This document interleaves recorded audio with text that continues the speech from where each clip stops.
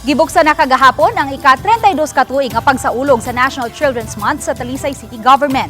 Pinaagi sa pagpanaad ug pagpirma sa mga opisyal sa gobyerno diha sa usa ka pledge wall, mas gipalig-on pa nila ang pagproteher sa kabataan sa dakbayan sa Talisay.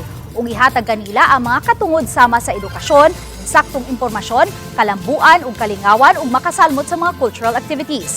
Mitambong sab ang nagkalain-laing buhatan sa kagamhanan ug law enforcement agencies ang gitahasan nga manalipod sa katungod sa kabataan. Usa ka bulan nga kalihukan alang sa mga bata ang nakahanay na. Matud ni Talisay City Mayor Samsam Ulias nga ang kagamhanan adunay mga programa gikan pa lang sa sabakan sa bata hangtod na sa pagtungha niini. Nakadawat og award sa Seal of Child-Friendly Local Governance ang Talisay City Government.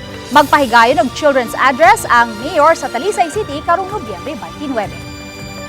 Of course, pinangga na to ang mga bata. Kanang mga bata sa their own homes. Then as City Mayor, daghan sa Tagiatiman ang whole population of the city of Talisay gayon.